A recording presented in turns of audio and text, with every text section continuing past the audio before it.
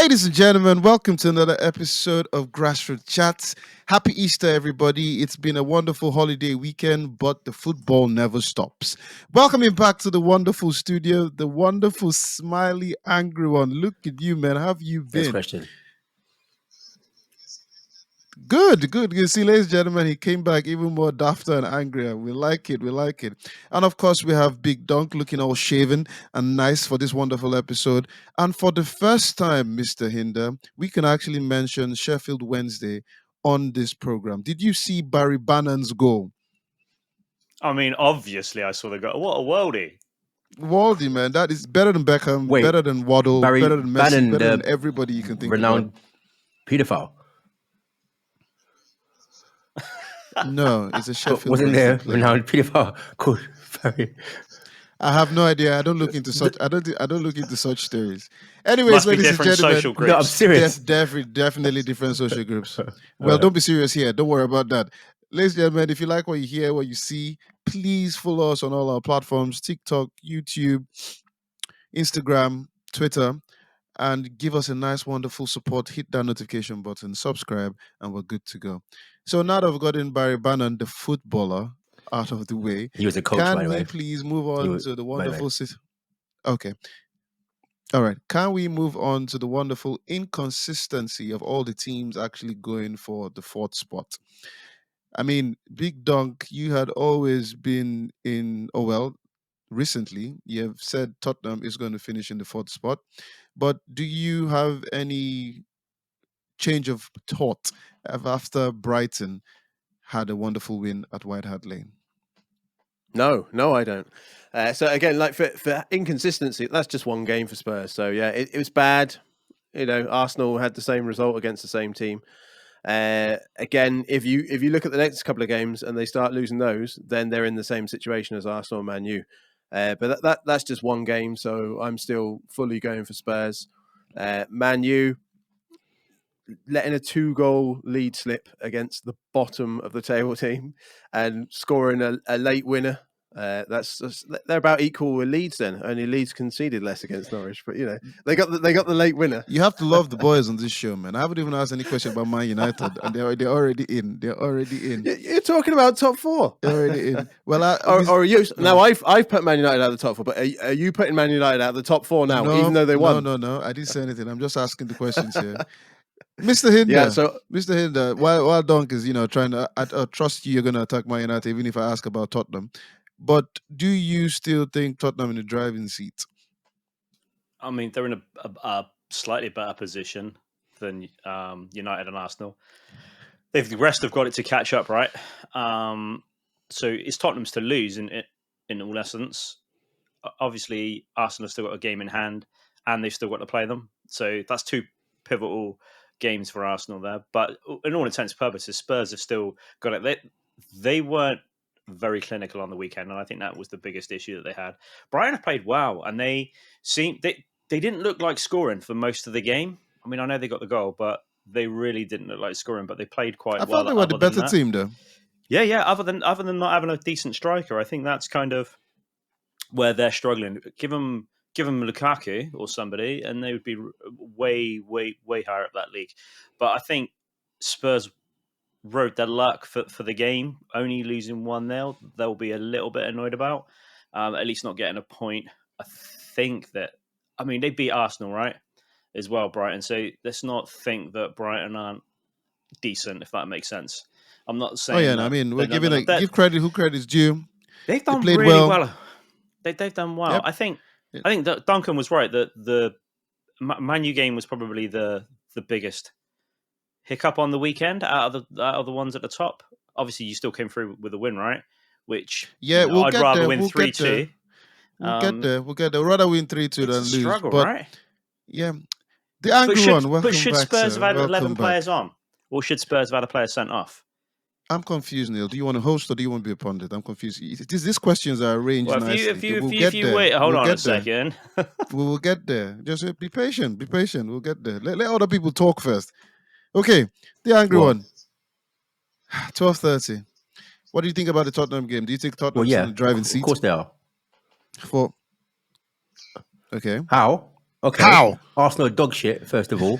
Complete bottlers. Spursies of the Spursies. Yeah. So you can't see Arsenal. I mean, you can't see Arsenal taking points, enough points off what Chelsea, Man U, and West Ham. Conversely, being the Arsenal, where they can only play against teams who actually play football, they could actually do something, bizarrely enough. But realistically, on paper, if you can't beat those three teams that we've lost to, then I can't see how you're going to get into the top four, because those were the winnable games. Football's football. No one expected Spurs to lose to Brighton. But is that because it's Brighton? Could Brighton be Arsenal as well? But to be fair, who are Arsenal really? I wish they were out of my life, to be honest. But anyway, so basically, I think it's Spurs to win. Like we said, it was Arsenal to win. Or I didn't say that because I knew Arsenal would bottle it. The way I'm looking at it now, Man U might just creep in, to be fair, and just nick it. Because if Spursy do a Spursy, then the only last man standing will be up with Man United. They're the only team left who won't bottle it as badly as everybody else. One of the reasons I'm thinking, Dunk, one of the reasons I'm thinking is still Tottenham in the driving seat is because next weekend is Arsenal v Man United. Loss. So a draw or Loss. whatever result happens there, and if Tottenham happens to go on and win, then they're still kind of in control. Arsenal, That's a loss. Lost to Southampton. However, they were the better team, Dunk. I mean, they had all the chances, just unlucky. What do you think? They did have a lot of chances, but I think Michael said the same thing. Like they've not been scoring enough at all. So yeah, watching the highlights, they had a good few chances, but again, like they let it slip. They didn't put any chances away, and the goal they conceded wasn't great. It was a centre back still up from a corner, sticking one away from 6 yards, like no one on him, and it getting through at the near post. So. Regardless if they're the better team. Also, by the way, they're not actually the better team. It's all smoke and mirrors. Because if you look at the way Arsenal are playing, it's all El Neni, Arteta football. Sideways passes, comfortable passes. It looks great stats-wise, possession-wise. But you can see where they can play the risky pass through the lines, which they won't do. So everything's in front of whoever we're playing. Everything's in front of those two banks of four. It's easy. So it looks good. Well, it doesn't look good. It seems good on paper because we've got the ball a lot, but we actually don't create any clear-cut chances, nor do we put that any of those teams under pressure, really. So it's just playing football for the sake of playing football, almost like a testimonial, because we're not hurting teams. It's the fact of it. Look at it. I was screaming on the day, play the ball, play the ball, play the ball. It's a clear pass. It's a clear 10-yard pass, a little bit risky, but it's through the lines, and we won't do it. We'll look and we'll play it sideways. And that's fine, because all the team does is just shuffle across because they're ready for that. So let's not pretend that Arsenal are playing well just because we had 70% possession and the same amount of shots as Brighton, who had 30. Come on. Well, before we stick to the wonderful Gunners, let's go back to White Hart Lane, and of course Tottenham again. So Son and Kane couldn't find their rhythm. That was probably one of the biggest issues that Tottenham had in terms of firing.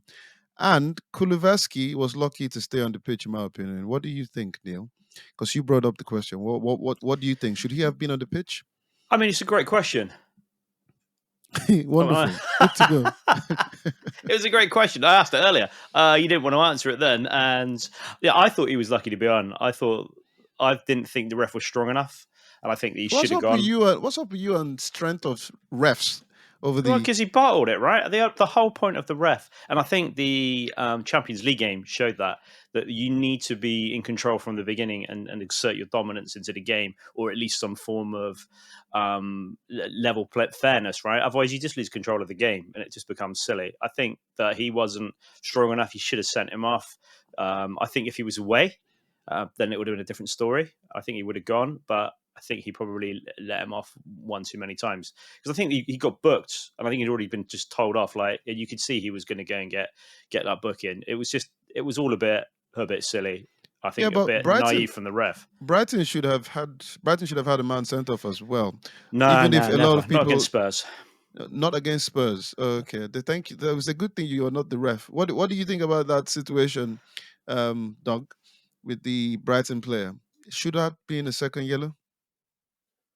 I'll fess up. I've been away. I've been away. I haven't seen the highlights of the game, so I'll step back on this one. You step back. Okay. The angry one. Did Yeah, you see the but game? to be honest, I mean, refs, they're a bit of a joke. So you can't really rely on a ref to do anything. There's times when Mane elbows, who was it? Can't remember.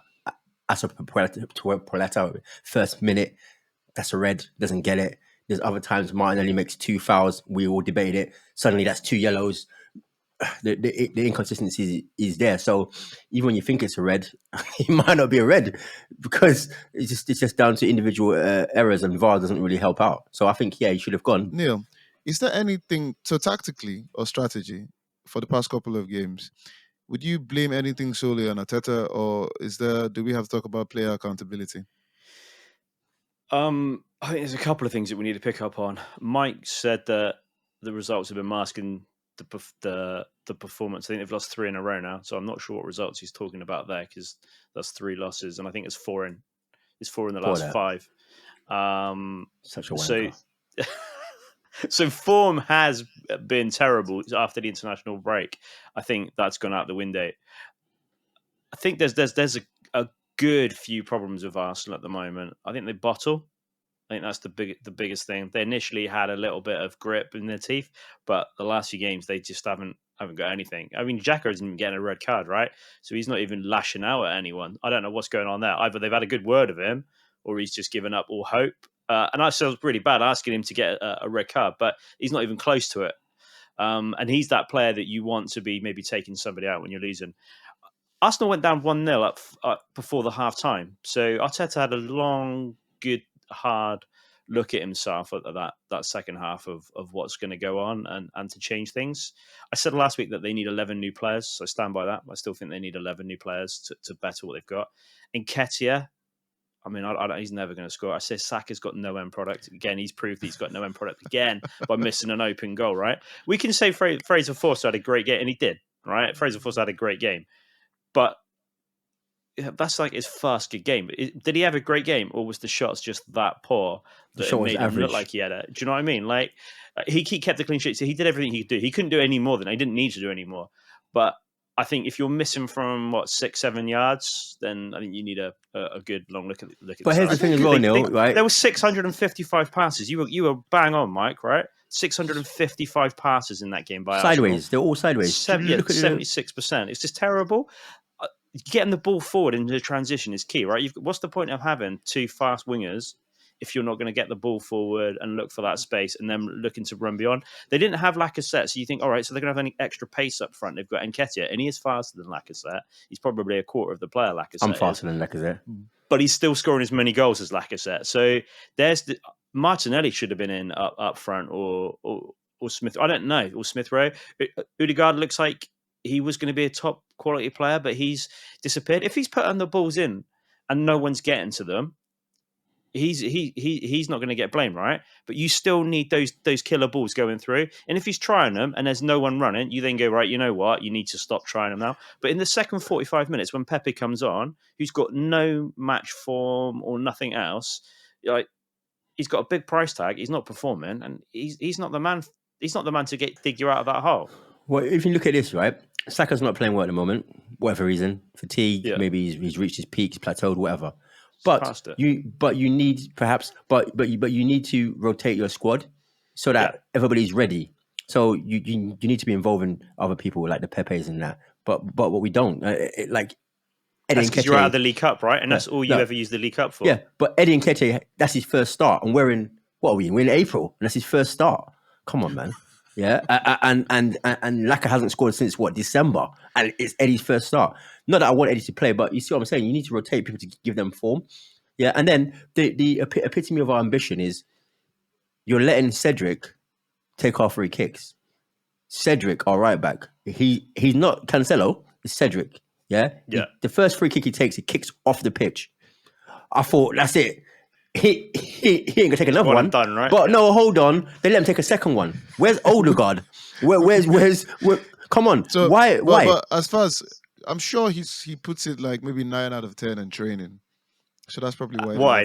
Yeah, they were just letting him clear it. So for me, this goes down to the whole January transfer window, right? And I completely understand them not buying a player because they What? haven't got How? anyone better. No, let me finish. I understand them not buying a player. I don't understand them not loaning a player for that Oh. for the end of the season. Like just get a striker in. It doesn't matter if he's not better than Lacazette. He only There has to was be too better much than Nketiah. concentration on the what's the striker that ended up going to Juve? Vlahovic. Vlahovic. Yeah. I think there was. Vlahovic, whoever. I am assuming Vlahovic.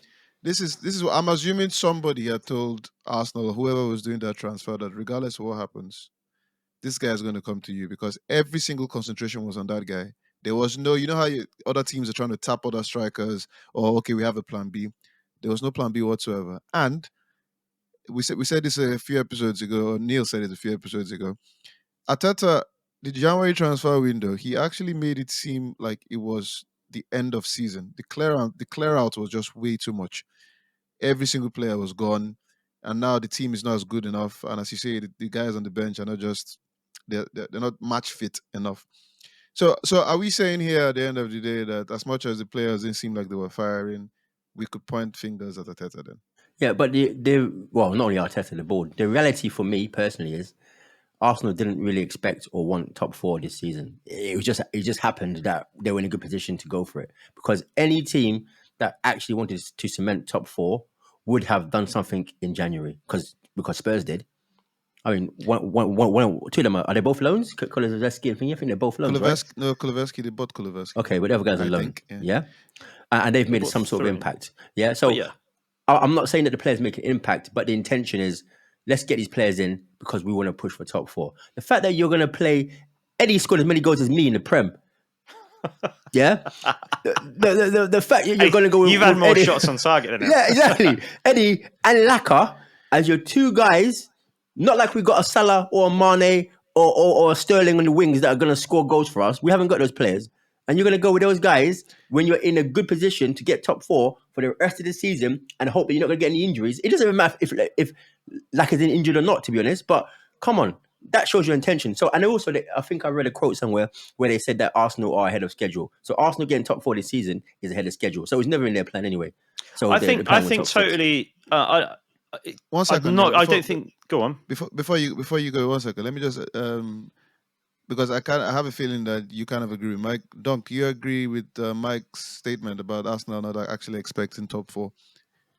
It probably looks like it, yeah. Like in hindsight, well, even without hindsight, Jesus, you can't lose Aubameyang. Like he wasn't in form this season for whatever reason, but you can't lose like a top class striker and just not replace him and just go like Mike was saying with the backup players. And I've said this about Leeds, like you can't bring in the backup players, and unless you like hit the jackpot, maybe like when Harry Kane first started coming on for Spurs, like they're not as good as the first team players. You can't expect the backup player to be scoring. You know, if Aubameyang's not doing it, let's bring in Eddie. He's going to get 10, 15 goals. So yeah, to not replace him, like it looks like Eddie's not even getting 10, 15 shots. You're talking about goals. He scored for Leeds. All right, Neil, I'll let you round up on the Arsenal saga so we can move on. Yeah, so no, I agree. I don't think Arsenal at the beginning of the season were thinking that they were going to get top 4, and I think maybe stability and an upward trajectory would have been an important mission for that year. Maybe they decided they were going to have a clear out. I don't know who decides to have such a clear out at Christmas, being the manager in summer. That's the odd thing about it. The hindsight is they should have signed the striker, but I think everyone knew they should have signed. Regardless of any other position on that pitch, a striker was the only requirement that was direly needed. They've got sold Aubameyang, kept Lacazette, and Nketiah's got no contract. So even if you had a player for 6 months on loan, it doesn't matter where he was from, he's probably going to be more committed to the cause than Nketiah, who's gone, I don't want a contract. And he's getting, I know that Mike said he's not getting starts, but he's had a lot of game time considering he's been so shit. Like literally, he's put so much faith in a player that just doesn't score goals. We play somebody else there. Try Pepe. Try Martinelli. Cedric. Try anybody, or even Cedric. I don't care. Try somebody else that will actually maybe might score because Laka. Come on, Lack of goals, right? it's like, come on. Let us leave it there, and then hopefully, maybe one day, by some chance, a miracle, Ateta is actually listening to this, and maybe he'll reach out to you guys for He ain't some listening to advice. shit. He thinks he's City light. But hold on, we haven't got the He resources. didn't even listen to Pep. Yeah, we haven't got the resources that City have, but we want to emulate City somehow. I don't even get it. Well, moving on to Manchester, and Which side? which said the wonderful red side, and Man United Norwich 3-2. Man United 2-0 up against the bottom of the table. I prefer Salford. But anyway. Yeah, that's good. Good to know. Gary Neville will love you. And should we just say that looking at the terrible season Man United has had, there are only probably two players that can just go, okay. I mean, yeah, the rest of the team was terrible, but I can stand my own, and that would be Cristiano Ronaldo and David De Gea. Because without those two players yesterday, Norwich should have probably had 3 points at Old Trafford. I mean, Neil was happy in the WhatsApp group, just looking forward to Norwich getting 3 points, but Yeah. Cristiano Ronaldo. So, I mean, you've mentioned it a couple of times, or well, a lot of times. Should we just say this season, if not for Cristiano Ronaldo and David De Gea, Man United would have been like 11th? Neil? Yeah, I mean, single-handedly, Ronaldo carrying that team. He's 30,000 years old now, with probably the sorest back that he could ever imagine. I think when he went there was ambition for them to be better. And I know that there's been this thing about Ronaldo. Maybe he's not bringing the players on, and he's not doing this, that, and the other. And I'm thinking, and I'm looking at the other players in that United squad and the lack of commitment, the lack of tactical knowledge, the lack of passion, and I just think that's why he's probably just given up on them and gone, right, we've got a couple of players in here that are good enough to stay. De Gea, I mean, he makes saves for fun, and it's almost a given now that you're going to do all right in games because he's such a good goalkeeper. You put him in anyone else, I'm probably still the best keeper in the league for me for consistency. Better than Ramsdale? I mean, Yes. I mean, he was never my top keeper. And Ronaldo is just so good. Like, I know he's playing against Norwich, but he's playing with Maguire as his captain. So Maguire is leading Ronaldo, right?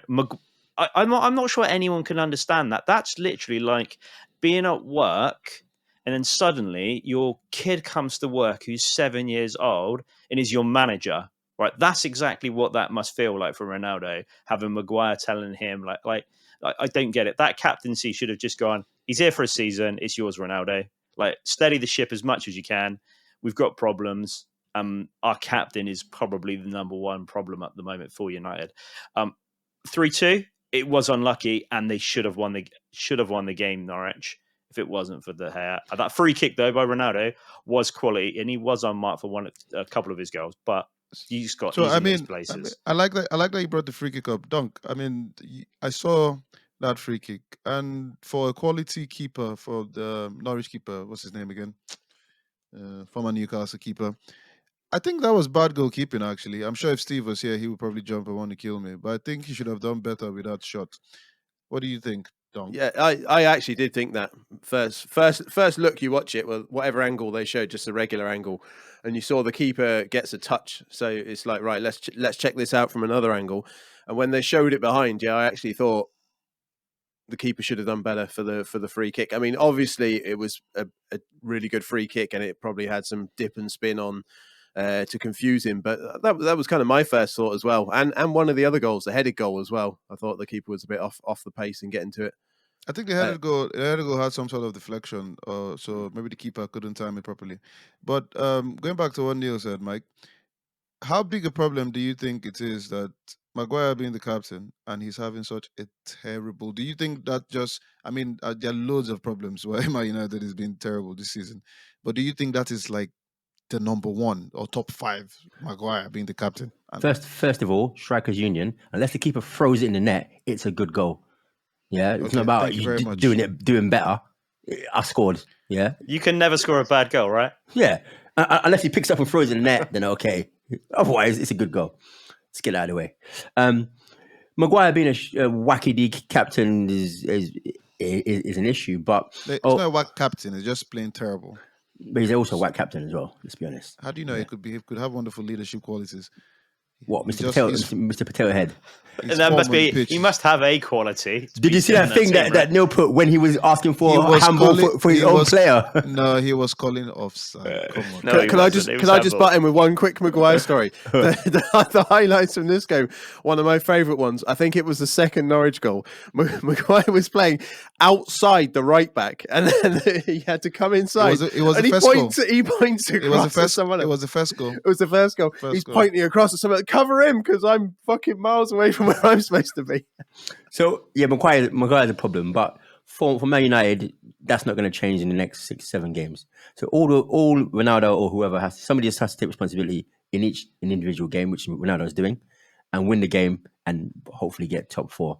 That's it, because nothing's going to change. They're not going to take Maguire out of being captain, and they're apparently not going to bench him either for some bizarre reason. I mean, I don't understand why that is. You have Eric Dyer, you have same Varane. reason that Laka don't get benched, and Xhaka. Manager. Well, that is just, but do you actually?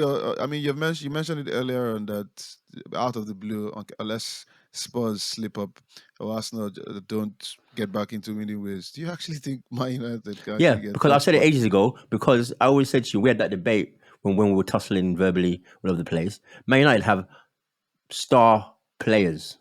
So when you have a star player, and I mean, and Spurs do to a degree with Kane. When you have a star player, it doesn't matter how poorly you play, because you didn't play exceptionally well, but he scored a hat trick and won you the game, which is what. In fact, the last time we argued, it was the same thing. He scored a hat trick for you guys, actually. And when you have that, anything is possible in a game of football on any given day. So Laka's not going to score your hat trick on any given day. Yeah, so it's going to be a 0-0 or someone else will have to score. But Ronaldo, the Kanes of this world, the Bruno Fernandes, even the Pogbas can do something magical in a one-off game to win you the game. Even a De Gea, yeah. So because you have that star quality, you're not playing as a team, but you have enough star players to make a difference in an individual game, which is quite worrying. Because if you actually played as a team, then you'd actually be a really good team. But hey. Yep. So, I mean, Neil, you also mentioned this, that you can't rule Man United out a few episodes ago, and there's the possibility they could still. So, Man United play Arsenal next week at the Emirates. Loss. What do you think, Neil? How do you think that game is going to go? I've said it for weeks and weeks and weeks that you can't ever rule United out when they're playing so poorly and still getting results and being so fractured. There's still that fundamental call, like Mike said, of just how good that Ronaldo is. He is just that good of a goal scorer. Even if he does nothing else for the whole game, you still need 3 men on him to mark him in that box, right? I was watching it. My son's 7 years old, and he goes, "How does he jump that high?" Like literally, Ronaldo is next level height, and there's not many players that can even get near. They're not even holding his shirt down or trying to be clever against him, which is a slight worry. I think United will still potentially get in there. I think they'll beat Arsenal. I don't think it'll be a problem. I think it might be 3, 4, or even 5-0. Ben White is an app. No, literally. If Ben White continues to play like that against Ronaldo and go absent, you get punished, right? Because Ronaldo punishes. You go against teams like Southampton have just come off a 6-0 loss with absolutely zero confidence and still lose. You can imagine United on a little bit of upward trajectory. Ronaldo thinking that he's going to carry that team into the Champions League. Then I think that's going to be all sorts of pain for Arsenal. Last time Fred scored against us, by the way. Fred scored against us last time. Just saying. I don't think they've got the bottle. I don't think Arsenal have got the bottle for that game. I don't think they've got the bottle for the rest of the season. I think they've collapsed. I think the boat's sunk. I think they're well and truly out and potentially maybe end up 8th in the league. I don't think that will be out of the realm. Dunk, what do you think? First Get your ball out, Dunk. Come on, man. With the game next week, who do you see winning? And do you still think? I know you ruled Man United out a couple of episodes ago. You were like, they're done. But do you actually? What do you see the game against Arsenal? And do you agree with these guys that Man United might actually have a sneaky comeback? I agree with these guys. You don't see Arsenal winning that game. They probably be coming away happy if they get a draw out of it. But yeah, I can see Man United winning that game. Like obviously they could still get the top 4. I'm still not backing them. Like, I think because just as inconsistencies, like, again, what have, just remind me, what have Man U done the last 2 games before this one? The last 2 games before this one was They draw lost to- against Leicester and lost to then Everton. lost against Everton. Yeah, so I mean, we can say like, oh, we got to win. They're coming back, but that inconsistency is still there. So at this stage, you got whatever it is, 6 or 7 games left, and I'm just looking at those 6 or 7 games, and I'm saying Spurs are going to perform better than Man U, and they're going to perform better than Arsenal over the course of those 6 or 7 games, because just general momentum and not And they having have better dips. fixtures as well. They have better fixtures on paper. Yeah. Well, I mean, the inconsistency from all these teams are amazing for the 4th spot. But looking at the fixtures now is that so Man United's next game is Arsenal, Liverpool, and Chelsea. So that is a potential -9 points. Arsenal have No, they get 3 points against Arsenal. Come on, Arsenal have say potential. Arsenal have Man United, loss. West Ham, and Brighton. We've got Chelsea in midweek, loss. Yes, and you have Chelsea as well. So it's going to be, and then Tottenham, of course, they seem like they have the better fixtures compared to Man United and Arsenal. So I think once again they have Brentford, Leicester, and Liverpool. So unless they have another slip up, I think it's still in Tottenham's. Can I just add as well, yard. in all those games, in all those teams, I've mentioned it before, the fundamental difference between those teams is the other teams have goal scorers. So in these losses that we lost to these teams, okay, it could happen, shouldn't happen, but it could. How many goals did we score? How many goals did we look like scoring? We have no striker. We have no goal threat. So even if it's a tight game against Man United, Norwich scored 2 against Man United. Arsenal ain't scoring 2 against Man United. And we have better players. So when it comes down to it, you can count Arsenal out already because they're not going to. Norwich scored 2 against us, though. Exactly, that's what I'm saying. Okay. Yeah. Well, Yeah, but Pookie would get into the Arsenal team. I'd get into the Arsenal team. I don't mean that in a funny way. Pookie is a decent goal scorer, right? I'll just stand in the box. I'll just stand in the box and just wait for the pass. That's it.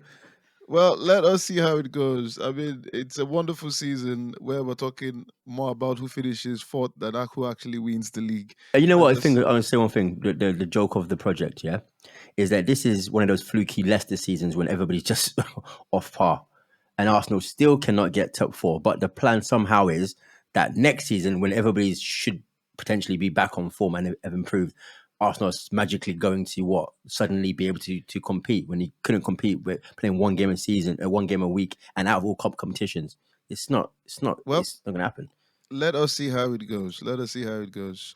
Moving to the wonderful FA Cup. Liverpool versus Chelsea in the finals after Liverpool went past Man City and Chelsea beat Crystal Palace. Now Liverpool is playing Chelsea again for another cup final after playing the League Cup final. Chelsea have had a very, unbalanced season, in my opinion. They will most likely finish 3rd because the inconsistency of the teams chasing them, it's terrible. But they have been in 1 cup final and they're in another cup final. Before we start predicting who would win that game, Dunk, did you see Liverpool getting past Man City the way they did? And, just pretty much destroying them. It was a game of 2 halves, 45 minutes for Liverpool, and Man City played way better in the second half. But could Liverpool be on to win the quadruple? Yeah, it was really impressive. Yeah, like 45 minutes putting away like probably the best team in the country at the minute, like between themselves and Man City. So, I mean, we all saw the game where it was 2-2 in the league last week. So to steamroller them like they did in that first half and put them away was really impressive. Again, like that, it's still on that quadruple. Can they keep it? Have they got the big enough squad to keep grinding out results in the league? That'll be the big one because they're going to obviously want their A players going into all these cup games to make sure they get the results there. So can the squad cope with these last, whatever it was, six or 7 league games and keep the pressure on Man City in the league? So we'll wait and see about that one. Well, Neil, surely there's no bigger incentive than having the chance to make history and win all 4 competitions. Liverpool look like, I don't think the squad I mean, Luis Diaz signing for them was a big boost, and Dunk has mentioned the squad might be a problem, but surely the incentive now is to make history. Sorry, when you said the big, I thought you went Wednesday with the Vans, the Elite Cup, FA Cup, and League One, but I assume that wasn't the big four that you were talking No, about. no. Do you know what? I don't think the going for four is obviously that's the start of everyone's season, right? And dream, but No, not FA, everyone's season. I mean, it is. It's the dream. It's not necessarily they're going to get it, but it's definitely the dream. The FA Cup's a bit of a weird one. I think 3-2 isn't a disaster for City getting knocked out. I think they were tired after the Atletico game. I think they had a way harder game than Liverpool did, and I think a lot of effort. I think a lot of mentalness as well as physicalness took its toll on the team. I'm not saying it would take its toll on any team, let alone one of the best teams in the country. And then you're playing against the Liverpool with informed strikers that they've currently got. You can't have a bad day or a bad 5 minutes against Liverpool because they just punish you, right? But Liverpool are always conceding goals. Let's not think that Liverpool don't concede goals because they concede usually way more than City at the moment. They conceded 3 in the week, so I don't think that actually them conceding 2 goals was even bothered Klopp. They got their 3 goals. It was safe. They'd won the game. I think that City would be like, all right, we didn't win the FA Cup, but their goal this season is to win the 2 important cups. If Liverpool win the League Cup and FA Cup, and no one caring. Like if you win the league and the Champions League, right? They're the only ones that count. The other cups count if you're not in those 2 competitions. If my team is going for second or first in the league, the league counts way more than the FA Cup. I don't want to come second and win the FA Cup. I want to win the league and get knocked out of the FA Cup in the first round. I've got no qualms about that because that's where the passion is, right? And that's what I want. If I'm going to win the FA Cup as well on top, that's fine. But if I can win the Champions League over the FA Cup, I'm taking that. And I think that game was so much harder for City that it really took it out of them in the week. Well, And that was the problem. Mike, we have talked about Pep overthinking things sometimes, and as Neil said, yes, they might have been tired from the Champions League. Did you see any hints of him overthinking this? Did he playing Fernandinho, was that a mistake? Well, it's always a mistake when you don't win, isn't it? So if you play whoever where, I mean, some things are so blatant. Obviously, Jack at left back, it's ridiculous. Playing no striker in the final, and it cost them. That's fine. But some things, well, small tweaks here and there. That's what Pep does. Whereas Klopp has a way of playing. He'll tweak it a little bit, but pretty much you have to. He sets out his stall is. This is what I'm going to do. Can you stop me? Well, okay, you can't. So there you go. Whereas Pep will try and be a bit more smart, and it's a bit more nuanced. So it's all about the results. I mean, losing to Liverpool is not a shame because they're basically arguably one of the best team in the league, bar City. So it is what it is. But I think we mentioned about motivation of the quadruple. I don't think that comes into anybody's mind. I think you play the game ahead of you, and then when you get even at this point, well, I can understand. I can understand not thinking that earlier on, but at the point that as you a can player, see that so close, yeah. As a player, there's no way on this earth that I haven't won the Prem yet. I haven't won the FA Cup yet. I haven't won the Championship, the Champions League, and I'm thinking, oh, I'm going to win all 4. No, I'm going to win the next game. No, but whatever it is. But Liverpool have won all that you're mentioning, though. Yeah, won all the cups you just mentioned. But when you're playing, you're winning the next game. So if the FA Cup final is on Saturday, I'm only thinking about the FA Cup final. I'm not thinking, right, I'm going to win the FA Cup final and then I'm going to win Champions League. No one's thinking. Oops, I think we lost him. I'll just make a point why we've lost him. Well, we've lost him. Are we carrying on though? Yeah. Yeah, carry on. Yeah. So the point is, like, we just had the FA Cup semi-finals. You got the top 3 in the league, and they're all going for it. Like, so it's nice to see the FA Cup being valued, because I think I don't know, like maybe it just feels like this, but over the last like 10, 20 years, it just feels like normally the FA Cup is like the mid to higher table teams, going for it in the FA Cup because that's their chance at silverware. But now we've got like the big teams actually really going for it and putting out their best squads and giving their all in that competition. Okay, well, saying that, still, I mean, Mike looks so strange being stuck like that with that frame. It's wonderful. We'll take a screenshot. But Neil, so this season Chelsea has been, as I said, they are very kind of unbalanced here and there. But they have been in one League Cup final. They're looking sharp for another cup final. The whole Lukaku thing was a mess. But one of the bright sparks of at least the game today, and they did well against Madrid, but just couldn't hold on. But one of the bright sparks in the game today was Robin Loftus-Cheek. He was being praised today. He actually inspired them in the second half, played really well. Do you see him as somebody that can become a top class midfielder? Apart from, I mean, he had a season where he started well 2 seasons ago, and then started had that injury, went to Fulham on loan. But do you see him as somebody without any injuries? Do you see him as somebody that can come back and be a top midfielder, world I think, class? yeah, I think it's a hard one. First of all, he's playing for Chelsea, so if he doesn't set the ground running, he's going to get replaced. Maybe depending on if they can buy players or not.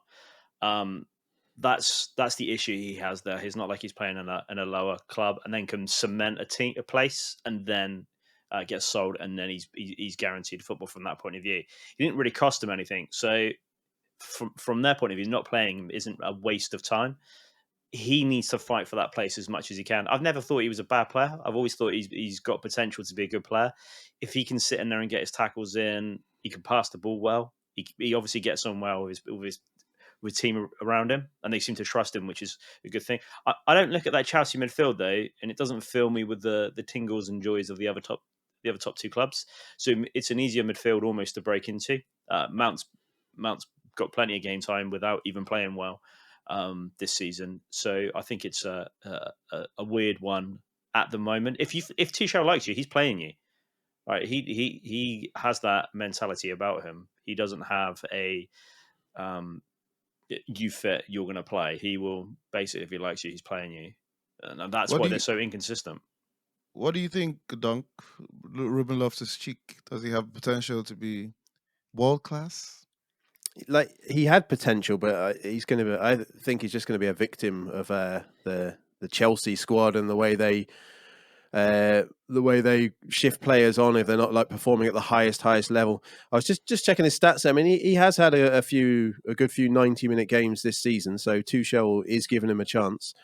But like, if you're having this conversation, like, could he be world class? I think that was the conversation you'd be having 2 or 3 seasons ago. Like when he burst onto the scene, and then where has he been? Was he at Palace last season? No, he was. Yeah, he went to Palace. Didn't he go He to went to Palace at one point Fulham? and Fulham. But he was injured, and then when Yeah. he came back, obviously he needed game time, so they sent him on loan. Yeah. So he's had a couple of stints at lower Premier League teams, and he's performed quite well in those teams. I guess if you're going to say, like, is he going to be world class, you might have expected him to a little bit better in those teams. Maybe if you're looking like someone like Conor Gallagher, who's at Palace at the minute, is like doing exceptionally well in that team, and is kind of being a bit of a standout player. But yeah, I think that for me, that's a conversation you might have had like a couple of years ago. So at this stage, could he be like top world class? I wouldn't say so. And if you look at the way Chelsea operate, I could see him being the kind of player where he'll get some chances and he'll probably be on his way to another Prem team in a couple of years. So, I mean, looking at Chelsea started this season, Mike, you picked them up to win the league this season, and then they had all the situation with Lukaku.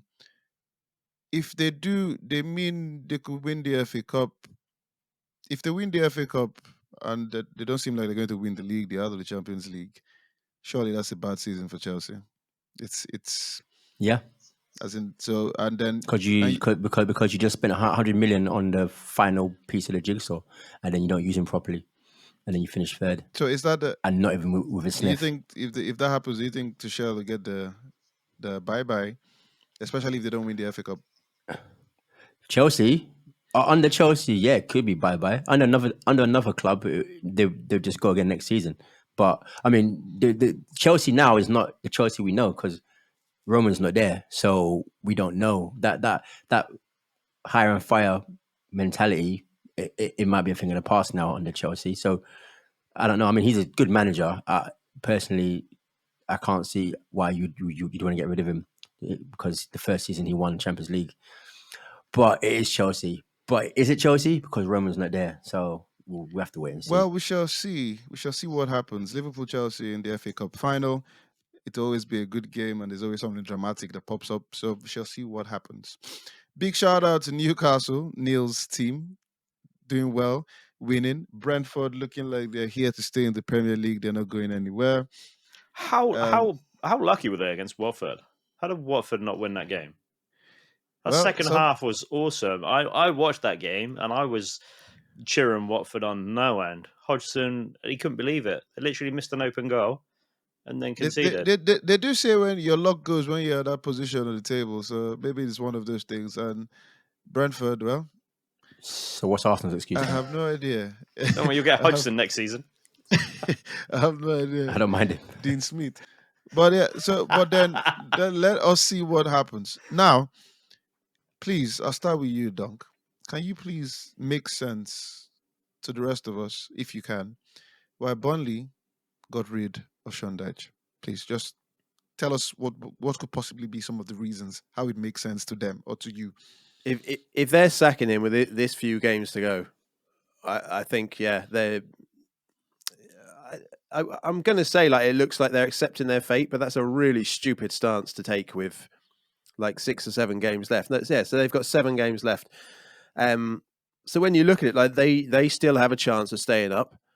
I can't get my head around it. And so Dyche signed a 4-year deal in September, so they obviously had faith in him. Like what are they thinking? Yeah, like when you look at it, they're obviously thinking they want some kind of change in direction, but it's kind of like Norwich as well. Like they had Farke, and they go down. He brought them up. They're playing decent football, and they obviously got rid of him because they don't want to be a yo-yo club. And Burnley are maybe in that same situation.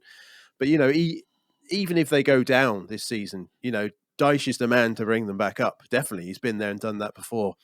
So yeah, it's a tough one to understand. I don't really get where they're coming from. It looks like they've accepted their fate, but like I said, that's a stupid position when they could still stay up.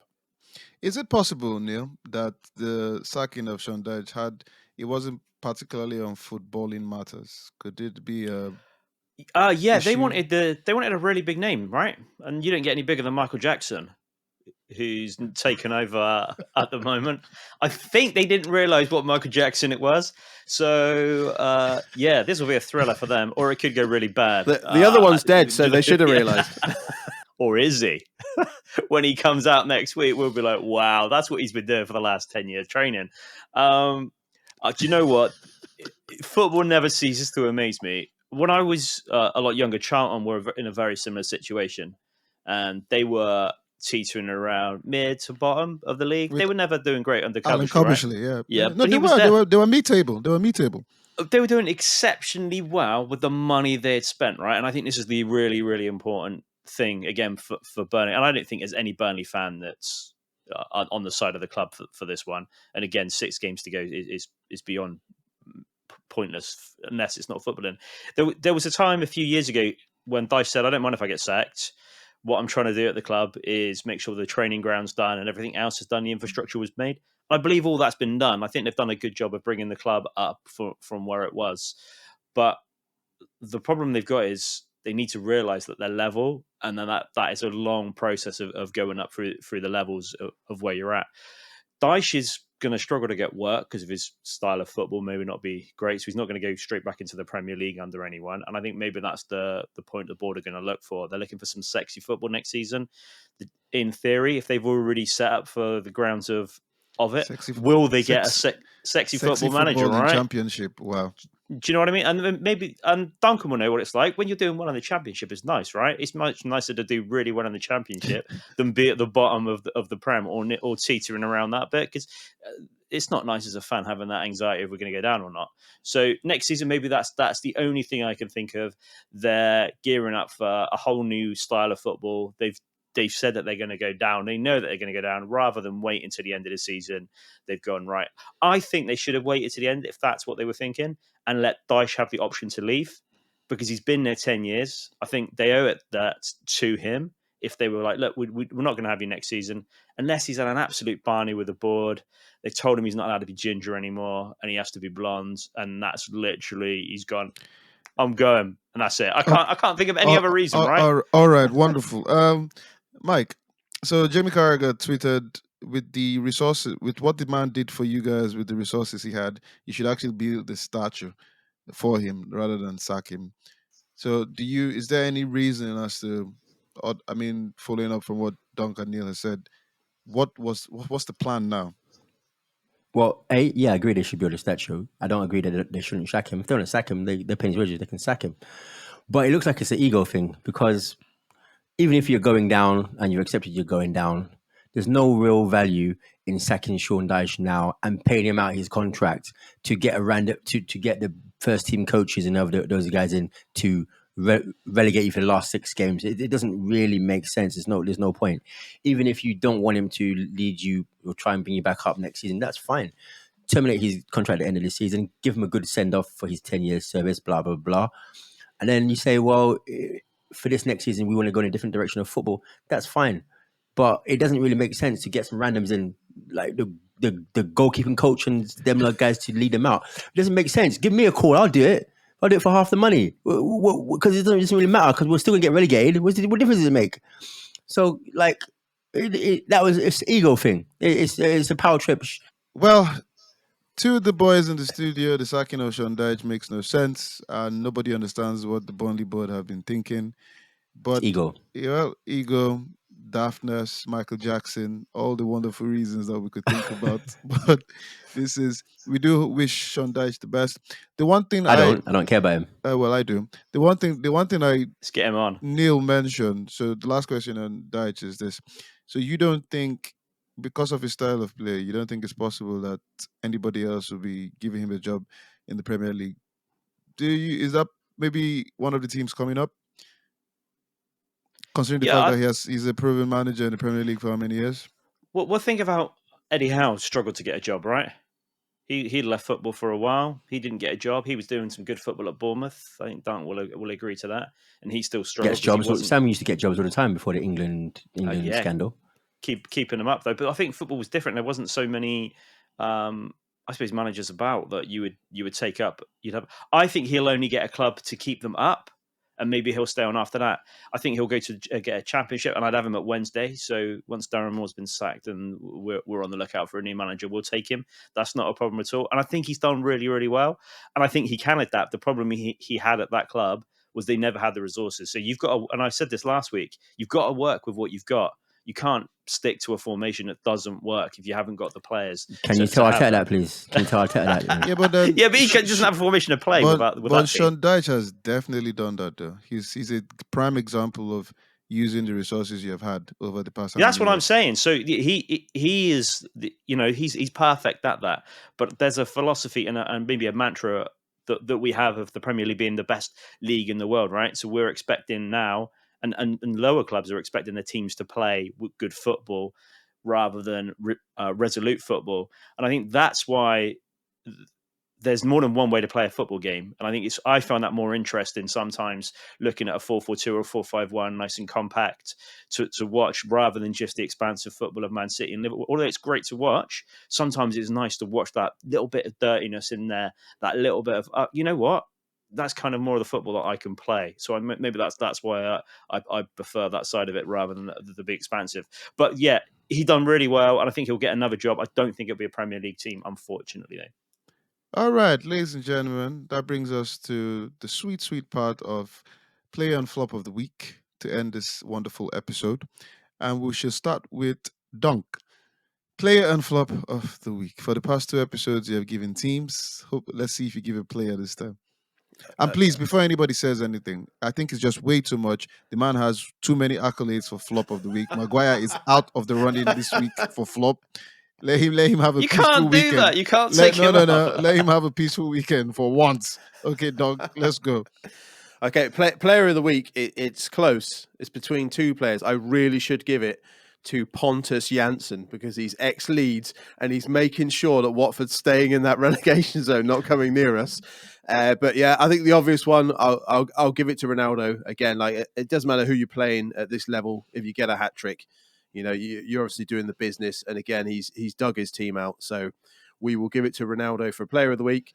Flop of the week, I'm going to go for team. I'm just going to give it on a plate there to Arsenal. So I'm sure Mike might agree with me.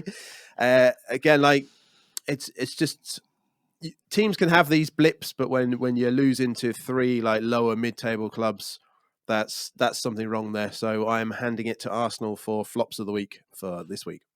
Mike? Yeah, I agree. It's Ronaldo. Hat-trick's a hat-trick. Yeah, especially at his age. But I'm going to go a bit deeper for flop of the week. It's going to be all-encompassing. So let me start. Flop of the week is Arsenal board, Arsenal owners, Arsenal director of football, Arteta, the Arsenal players, the fans, including myself. Complete flops from start to finish. That's it. Goodbye. And player? All of the Arsenal players, they're all flops. I mean, player of the week. He gave it to Ronaldo. Oh, okay. Okay, cool. He's on mute. It's a good thing I didn't hear anything he said. All right, Neil, player flop of the week. Well, I mean, the player of the week has to be Barry Bannon, regardless. I mean, it doesn't make a difference. Which one? Which proper one? Barry Bannon, not the one that you're thinking of. Barry Bannon, 40-yard screamer, right? Definitely player of the week because we're a Premier League show. We'll give it to Ronaldo as well. And he needs the accolades because I know that the Grassroots Chat's player of the week is his key one. He doesn't care about anything else anymore. He literally is just waiting for this one. A flop of the week. You think Maguire is waiting for this? Oh, Maguire definitely can only flop, man. That guy can't do anything. But he isn't my flop of the week. Who is? He went absent.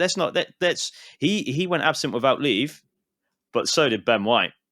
So Ben White, I have no idea. When Arsenal conceded the goal, they'd already done exactly the same thing about 2 minutes before. Exactly the same thing on the right back. I mean, I'm not going to blame him because he's taking cover, right? But Ben White goes to sleep, doesn't watch football, just looks pretty, doesn't care. Who does that? Who Exactly. doesn't watch at least their own team? David Beckham. Sometimes. David But Beckham you did wouldn't used to watch that team if you played for them, because I couldn't watch that format. That back No, but you if must I was- watch Champions League final or something or seventh. You must watch some sort of football I if do. you play that sport. Come on. Well, there Arsenal you go, player, ladies. man. Well, there you go, ladies and gentlemen. The boys have said their players of flop of the week, giving their opinions. If you like what you hear, what you see, please follow us, subscribe, hit the notification button, follow us on all platforms, TikTok, Instagram, Twitter. It's been another week of Grassroot Chats, and we had the angry one back. So happy about his wonderful team. And, well, on that note, it's goodbye from Dunk, Catch you later, guys. goodbye from Neil, Yeah, goodbye. and good happy buys from the angry one. Bye.